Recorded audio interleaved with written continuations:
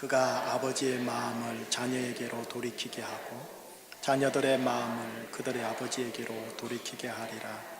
돌이키지 아니하면 두렵건대 내가 와서 저주로 그 땅을 칠까 하노라 하시니라. 그가 아버지의 마음을 자녀에게로 돌이키게 하고 자녀들의 마음을 돌이키지 아니하면 두렵건대 내가 와서 저주로 그 땅을 칠까 하노라. 아멘. 기도할게요. 하나님, 아버지의 귀한 말씀 말라기 4장 6절의 말씀을 대면하겠습니다. 아버지의 영 성령 하나님의 임재하심과 운행하심을 통해 조명하심을 통해 아버지의 말씀이 내 속에 생명이 되게 하여 주시고 능력이 되게 하여 주십시오. 아버지의 마음을 아는 자리가 되게 하여 주십시오. 말씀 되신 예수님 이름으로 기도합니다. 아멘.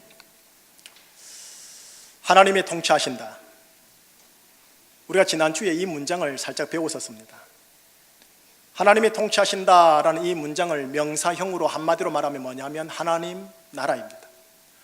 영어로 말하면 Kingdom of God, 직역하면 하나님 왕국이라는 뜻입니다. 하나님은 왕이시다라는 뜻이죠. 하나님이 통치하신다라고 할 때 중요한 핵심 표현이 뭐냐면 하나님은 왕이시다라는 표현입니다. 이거를 지성적으로 알고 교리적으로 체계화하여 또한 삶의 현장에서 경험하셔야 합니다. 구약 성경 본문을 보면은 만군의 여호와 하나님이 왕이심을 많이 찬양하고 경배합니다. 그런데 예수님이 이 땅에 오셨을 때 왕 대신 예수님을 왕으로 소개하지 않고 아버지라고 소개합니다. 심지어는 어른들이 좀 듣기에는 민망한 아빠, 민망하다는 표현보다는 좀 약간 유치한 아빠라는 단어로 하나님을 소개합니다. 그래서 이것 때문에 율법 교사들인 바리새인 서기관들에게 신성모독이다라는 제목으로 아주 혹독하게 비판을 받았었죠. 하나님 나라, 곧 하나님 왕국을 이해할 때 구약 표현처럼 하나님의 왕되심을 이해하고 체계화하여 경험하는 것 중요합니다. 그런데 예수 그리스도께서 소개해 준 하나님의 아버지 되심을 이해하는 게 더 중요합니다. 이게 돼야 왕으로 갈 수 있습니다. 왜 그럴까요? 왜냐하면 한 나라 안에서는 왕이 필요할지는 모르겠지만 우리가 안정과 행복과 사랑을 가장 직접적으로 느끼는 곳이 실은 나라라기보다는 가정인데 그 가정에 필요한 게 왕이 아니라 아버지이기 때문에 그렇습니다. 왕도 집에 가면 뭐가 됩니까? 아버지입니다. 하나님의 이 통치가 직접적으로 임해할 곳이 가정입니다. 가정에 하나님의 통치가 임하게 되면 그 가정은 가정다워집니다. 가정이 가정다워진다라는 이 말은 그 가정의 아버지의 아버지됨이 회복되는 것과 관련이 매우 깊습니다. 부성이 부성다워진다라는 것입니다. 권위의 참된 권위성이 회복된다라는 말입니다. 더불어 어머니의 어머니됨, 모성의 모성됨도 회복되어진다라는 것과 관련이 있습니다. 참된 권위, 참된 부성, 참된 아버지의 아버지됨 아래서 아내와 아들들은 사랑이 무엇인지를 경험하고 신뢰한다라는 게 무엇인지 알게 되어지고 가정을 위해 희생한다, 내가 책임을 진다라는 것이 무엇인지 알게 됩니다. 그리고 그 속에서 건강한 다음 세대의 아버지와 엄마가 재생산되어집니다. 여러분, 지금 오늘 여러분과 함께 읽었던 본문은 구약 성경의 마지막 성경책 마지막 장 마지막 절입니다. 바로 이 절이 아버지와 관련되고 아들과 관련된 구절입니다. 그래서 오늘 본문 6절을 다시 한번 또 읽어보겠습니다. 시작. 그가 아버지의 마음을 자녀에게로 돌이키게 하고 자녀들의 마음을 그들의 아버지에게로 돌이키게 하리라. 돌이키지 아니하면 두렵건대 내가 와서 저주로 그 땅을 칠까 하노라 하시니라. 이 내용은 이런 겁니다. 아버지들의 마음을 자녀들에게로 돌이키게 하겠다. 자녀들의 마음을 아버지에게로 돌이키게 하겠다. 아버지와 자녀 간의 관계의 회복을 시키겠다라고 예언을 하면서 구약의 대장정의 서사시는 마무리되어집니다. 자, 그렇다면 이제 몇 장을 넘기면 마태복음 1장이거든요. 바로 신약 시대는 어떤 시대냐? 바로 이 마지막 구절의 마지막 예언이 실현되어져 가는 시대입니다. 자, 이제 이 예언이 어떻게 실현되는가 보세요. 신약의 주인공은 예수 그리스도입니다. 그분이 이 땅에 와서 왕 되신 하나님, 만군의 여호와 하나님을 아버지로 소개합니다. 그리고 당신을 그 아버지의 그 아들이라고 소개합니다. 그러면서 덧붙여 우리에게 하는 말이 요한복음 10장 30절입니다. 자막을 보실래요? 같이요? 나와 아버지는 하나이니라 하신대. 아들과 아버지는 하나이니라 하신대. 여러분, 아버지와 아들의 관계가 그냥 회복된다, 돌이켜진다라는 정도를 넘어서서 아버지와 아들이 하나이다라고 알려줍니다. 자, 아들의 부연 설명 더 들어볼게요. 요한복음 14장 10절입니다. 함께 읽겠습니다. 내가 아버지 안에 거하고 아버지는 내 안에 계신 것을 네가 믿지 아니하느냐? 내가 너희에게 이르는 말은 스스로 하는 것이 아니라 아버지께서 내 안에 계셔서 그의 일을 하시는 것이라. 내용은 이런 거예요. 아버지가 내 안에 있고 내가 아버지 안에 있는데 내가 지금 하는 말은 내가 하는 게 아니라 내 안에 계신 아버지께서 너희들에게 하는 말이다 라고 예수님이 언급하고 있는 대목입니다. 여러분, 이거는 연인의 관계보다 더 깊은 관계예요. 아버지랑 아들이랑 이런 관계가 될 수 있을까 싶은 묘사예요. 자, 아들은 이렇게 얘기한다 손치고, 그러면 아버지는 뭐라고 얘기하는가 한번 들어보시지요. 마가복음 1장 11절 아버지 음성 듣겠습니다. 같이요. 하늘로부터 소리가 나기를 너는 내 사랑하는 아들이라 내가 너를 기뻐하노라 하시니라. 아들, 너는 내 사랑하는 아들이야? 내가 너를 얼마나 기뻐하는데? 라고 하십니다. 아버지가 아들을 너무나 사랑하는 관계로 인하여 다음에 또 다른 말씀을 하시는데 바로 요한복음 3장 35절입니다. 같이요. 아버지께서 아들을 사랑하사 만물을 다 그의 손에 주셨으니. 자, 이제 구약 말라기 한번 정리해 볼게요. 구약 말라기 마지막 구절은 아버지와 아들의 관계의 회복을 예언함으로써 구약이 끝났거든요. 바로 신약에 와서는 아버지 되시는 하나님과 아들 되시는 예수 그리스도 이 두 분이 하나 되는 관계를 시작으로 신약이 실현되기 시작합니다. 여기 우리 모두는 예수 그리스도를 나의 구주로 모신 자들 맞으시죠? 그렇다면 여러분하고 저는 예수 그리스도 안에 거하는 존재들이라고 합니다. 예수 그리스도 안에 거하는 존재로 말미암아 만군의 여호와 하나님, 구약의 하나님과 내 사이에 어떤 관계의 끈이 형성된대요. 어떤 관계의 끈인지 갈라디아서 3장 26절 역시 자막을 함께 봐요. 시작. 너희가 다 믿음으로 말미암아 너희가 다 예수 그리스도 안에서 뭐가 되었다고요? 하나님의 아들이 되었다. 만군의 여호와 하나님은 내 아버지가 되고 나는 만군의 여호와 그 왕을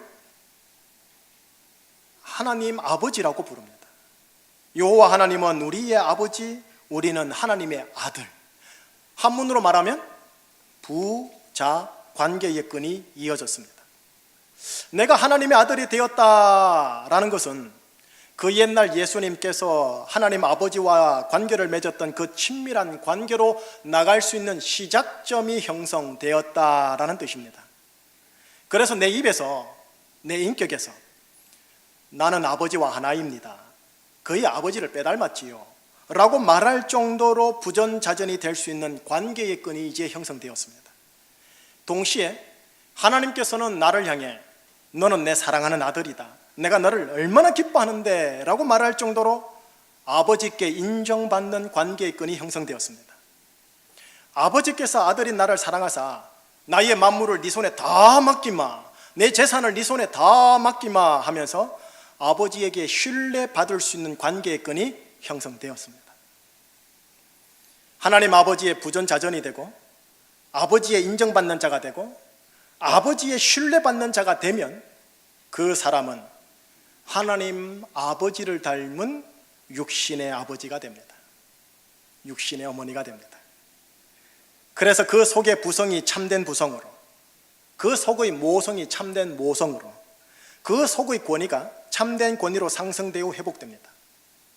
이로써 그 가정의 아내와 자녀는 육신의 아버지를 통해, 이로써 그 가정의 남편과 자녀는 육신의 어머니를 통해 하늘 아버지의 사랑, 희생, 책임을 보게 되고 건강한 다음 세대의 아버지와 엄마가 재생산되어집니다. 그래서 가정은 회복되어집니다.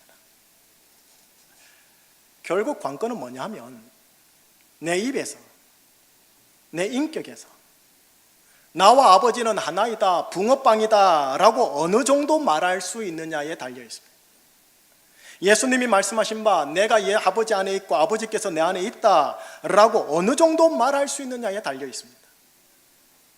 이 말이 조금 부담스럽지요. 부담스러운 이 겉면을 받기 전에 아버지와 관련해서 잊지 말아야 할 거 하나가 있습니다. 이거 잊으시면 안 돼요. 이거 꽉 붙잡아야 될 게 하나 좀 드리는 겁니다. 지금 여러분들의 모습과 저의 모습이 설령 아버지 기대 이하의 모습을 지녔다고 해서 우리의 아버지 되시는 하나님이 내가 너를 선택한 게 후회가 된다, 네 같은 놈이 내 아들이라고, 네 같은 놈 위에 내 독생자 예수를 희생했다니, 이런 말을 절대로 하지 않으시는 아버지라는 겁니다. 이거를 잊지 마셔야 됩니다. 로마서 11장 29절을 보여드릴게요. 같이요. 하나님의 은사와 부르심에는 후회하심이 없느니라. 아버지께서 나를 아들로 부르시면은 절대로 후회하심이 없다고 하십니다. 여러분을 선택하여 아들로 만든 것을 뒤늦게 내가 후회한다 하지 않으신다고 합니다.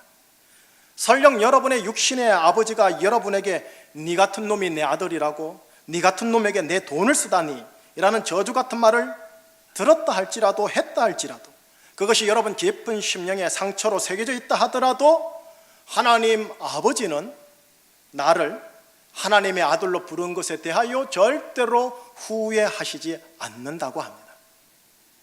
도리어 나를 향해 지금 현재 내 모습이 어떤 상태이든 예수의 핏값으로 구원받은 내 아들, 너는 내 사랑하는 아들이야, 내가 너를 얼마나 기뻐하는데 라고 언제나 말할 준비가 바로 되어 있는 그런 아버지십니다. 내가 3-3번만 용서하고 4번째는 안 된다, 3-3번만 용납하시는 아버지가 아니라 7에 70번, 77에 49, 490번이라도 같은 죄를 지어 용서를 다시 빌고 아버지와의 관계를 회복하고자 한다면 재기와 용서의 은혜를 주시는 분이 하늘 아버지십니다. 값을 매길 수 없는 예수의 핏값을 희생적으로 지불하고 하나님의 아들로 부르셨기에, 그리고 나를 하나님의 아들로 부르심에 후회함이 없으시기에 아들과 아버지의 관계의 끈을 절대 취소하거나 폐기하지 않으신다. 그분이 하나님 아버지라는 것을 잊으시면 안 됩니다.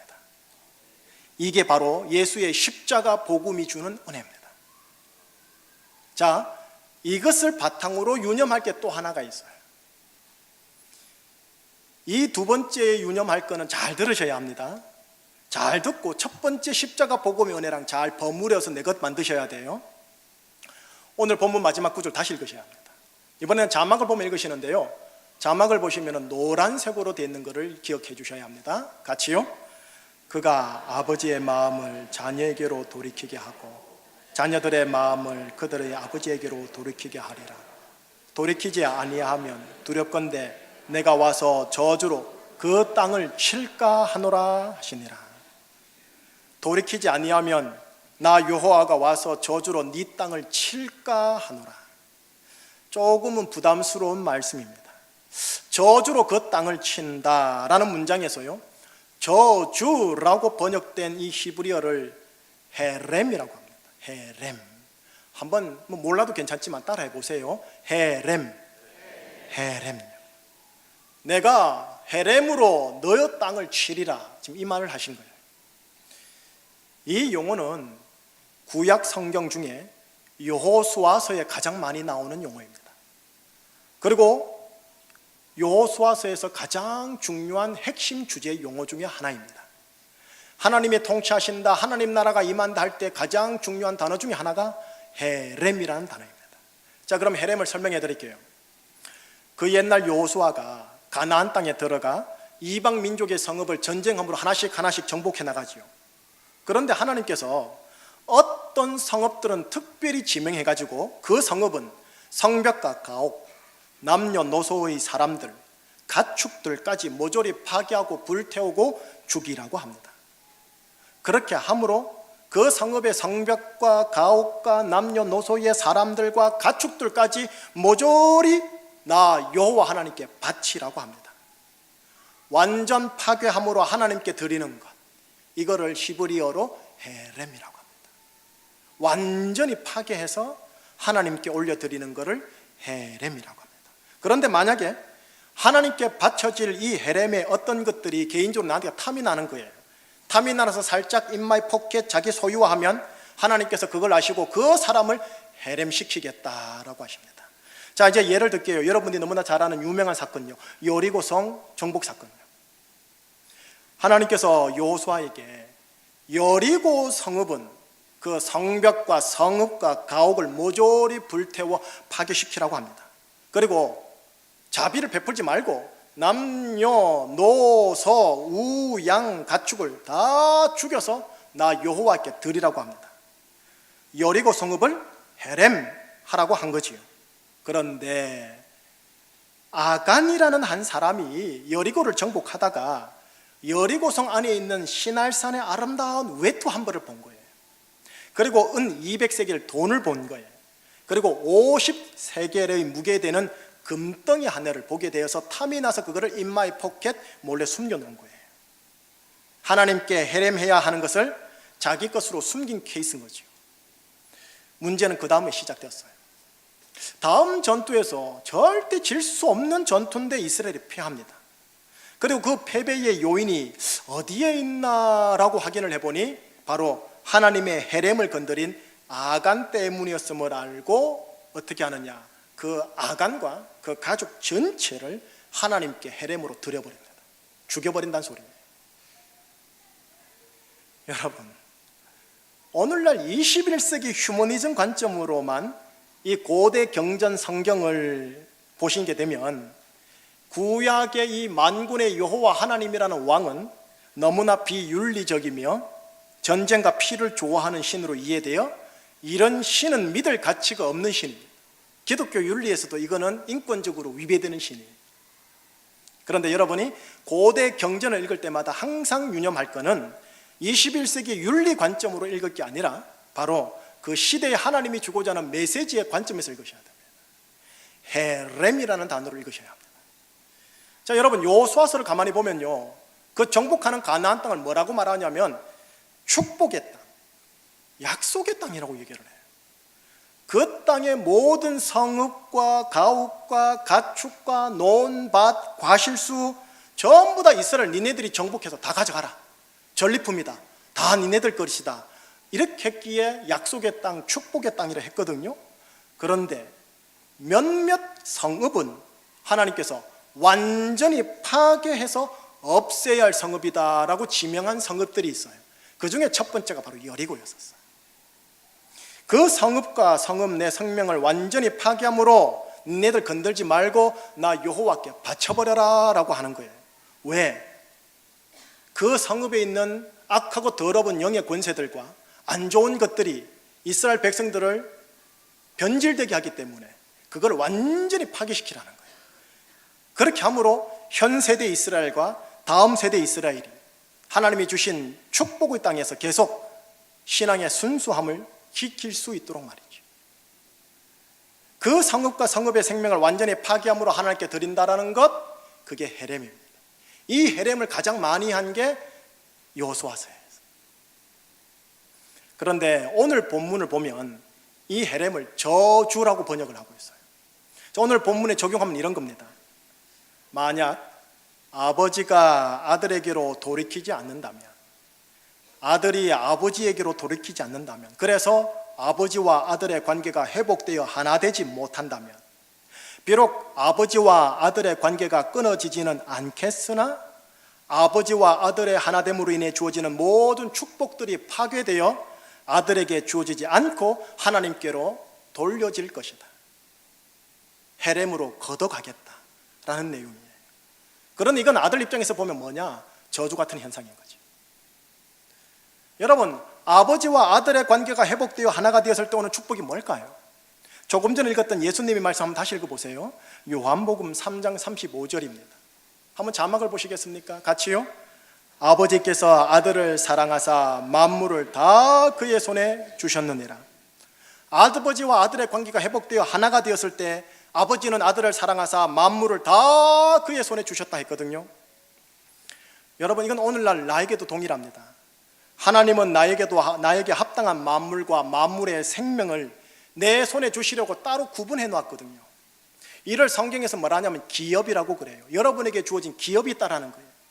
그리고 여호수아에서는 이걸 뭐라 하냐면 약속의 땅, 축복의 땅, 신명기에서도 축복의 땅, 젖과 꿀이 흐르는 땅이라고 표명합니다. 가정을 주셨고 그 속에 가족을 주셨고, 그리고 그 가족의 사랑, 행복, 건강, 사명이라는 기업을 나에게 주시려고 하시는 거죠. 그러나 아들 되는 내가 아버지 되는 하나님과의 관계가 회복되어 하나 되지 못할 때는 아버지께서 아들인 나에게 주시고자 하는 나의 모든 기업, 내 모든 축복의 땅, 약속의 땅을 실제로 나에게 주실 수 없다라는 말이 됩니다.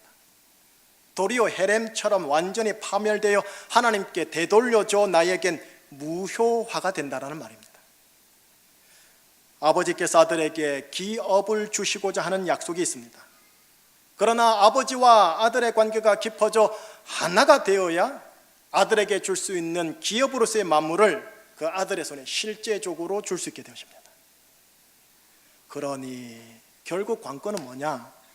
내 입에서, 내 인격에서 나와 아버지는 하나이다, 나와 아버지는 부전자전이다, 나는 아버지의 붕어빵이다 라고 어느 정도 말할 수 있느냐에 달려있다라는 겁니다. 예수님이 말씀하신 바 내가 아버지 안에 있고 아버지께서 내 안에 있다, 이 말을 어느 정도 할 수 있느냐에 달려있다라는 겁니다. 다시 갈라디아서 3장 26절을 보여드릴게요. 같이요. 너희가 다 믿음으로 말미암아 그리스도 예수 안에서 하나님의 아들이 되었으니, 너희가 다 그리스도 예수 안에서 하나님의 뭐가 되었으니? 아들이라는 단어를 기억해 주세요. 여러분, 이 아들이라는 단어가 헬라로 피오스라고 그래요. 피오스. 이 피오스라는 단어는 남자 자녀에게 붙이는 성별 개념의 단어가 아닙니다.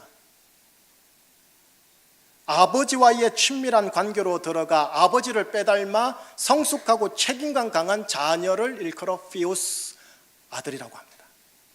그러니 생물학적으로 여성이라 하더라도 하나님 아버지와의 친밀한 관계가 되어 하나님 아버지를 빼닮은 성숙하고 책임감 강한 딸이면 그를 뭐라 그래요?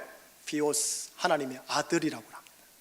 반면 생물학적으로 남성이라 하더라도 하나님 아버지와의 친밀한 관계에 들어가 아버지를 빼닮은 성숙한 아들의 수준에 그 아들이 이르지 못하면 그가 비록 아들이라 할지라도 아버지를 닮은 성숙한 아들이 받아야 할 모든 축복으로서의 기업을 그 아들이 실제적으로 받지 못한다라는 겁니다. 결국 비오스, 아들이라는 이 단어는 성별 개념이 아니라 관계 개념이에요. 우리가 믿음으로 말미암아 하나님의 아들이 되었다라는 이 말씀은 예수의 피값으로 인하여 하나님의 아들의 관계의 끈이 형성되었다, 예수의 피로 말미암아 내 영혼이 구원받았다, 이 정도 말하라고 주시는 말씀이 아닙니다. 부자 관계 되었다 여기에 그치지 말고 아버지와의 친밀한 관계로 들어가 아버지와 하나 되는 수준이 되어 아버지께서 주시는 만물, 기업과 유산을 마음껏 누리고 흘려보내는 수준까지 네가 들어갔으면 좋겠다라는 부르심입니다. 하나님의 아들로서의 관계의 끈이 형성되었기에 너는 내 사랑하는 아들이야, 내가 너를 기뻐한다, 늘 기본으로 이 말씀을 해주실 겁니다. 여러분, 야 3-4번이야, 4번째는 안 봐줘, 이렇게 말하지 않고 7에 70번이라도 내가 나한테 오기만 한다면 용서와 죄기 은혜를 줄 거야 라고 아버지는 나에게 말씀하십니다. 그런데 그렇게 하시는 이유가 뭐냐 하면 단지 나에게 사랑이 눈멀어서가 아니라 언젠간 아버지와의 깊은 관계로 들어와 아버지와 하나님과 하나가 되어 마침내 아들에게 주어지는 축복으로서의 모든 기업들을 그 아들이 다 누리기를 원하기 때문에 끝까지 기다리시는 거예요. 그런데 이 관계의 깊이로 들어오지 못하면, 그래서 하나 되지 못하면, 그래서 아버지를 빼닮은 성숙한 아들이 되지 못한다면 아버지 하나님이 주시는 축복으로서의 모든 기업들은 말 그대로 약속에 불과하게 되지 실제로 누리지 못하는 안타까운 현실이 벌어진다라는 겁니다. 헤렘처럼 파괴되어 그냥 하나님께 다 돌아간다는 소리입니다. 이 자리에 여러분들이 육신의 아버지, 육신의 어머니시지요.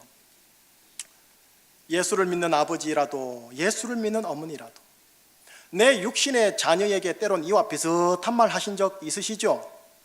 네 같은 놈이 내 아들이라고, 네 같은 놈에게 내 돈을 쓰다니.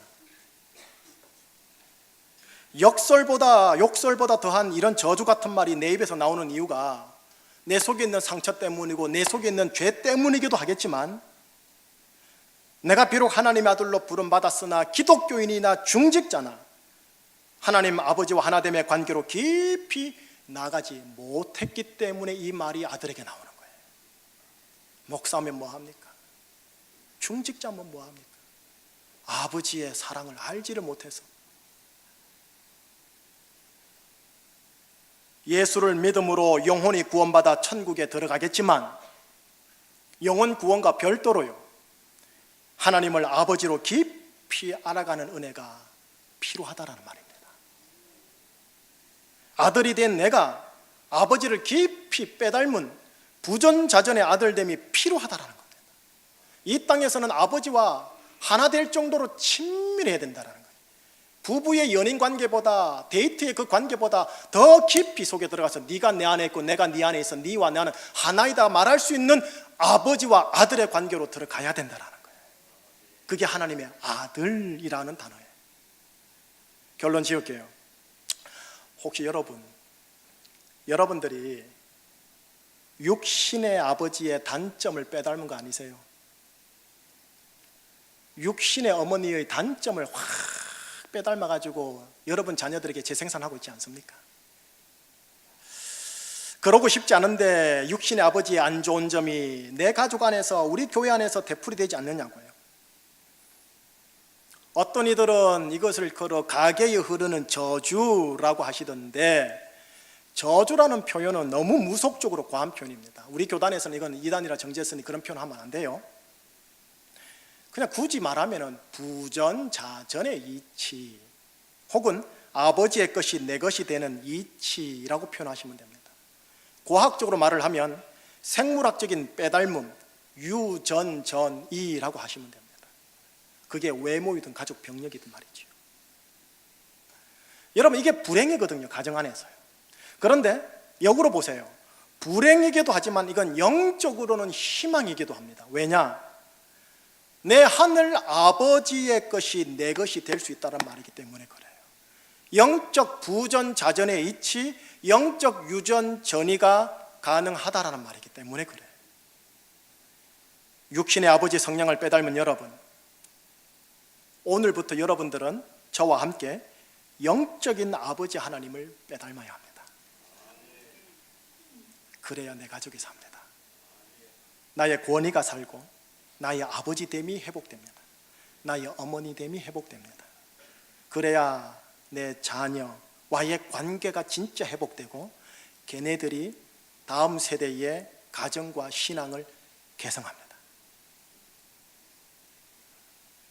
영혼 구원받아 하나님의 아들의 끈이 형성되었다라는 이 기본적인 것으로는 이 땅에서 아버지께서 주시고자 하는 하나님의 나라의 축복을 못 누립니다. 죄송합니다.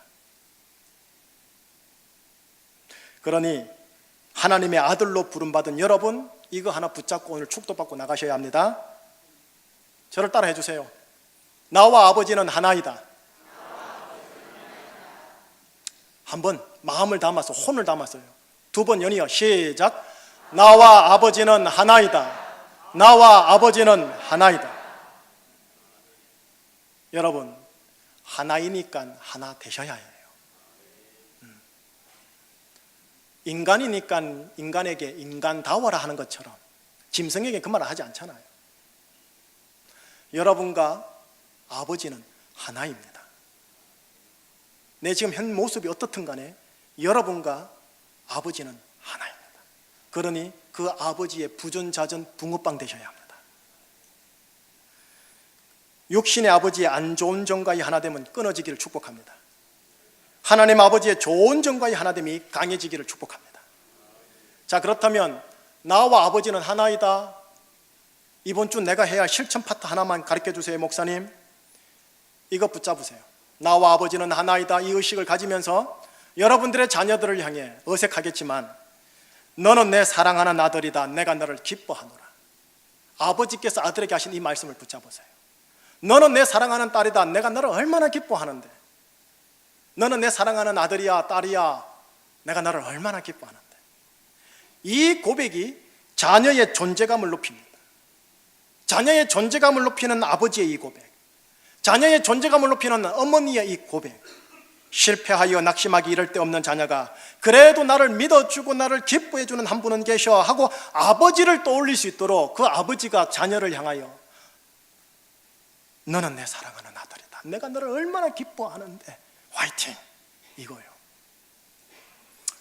65세 이상 되신 어르신분들 다 컸지요, 자녀들. 이 말하기 아주 머쓱하시지요. 초등학교 5학년만 돼도 머쓱하기 시작해집니다. 어찌하겠습니까?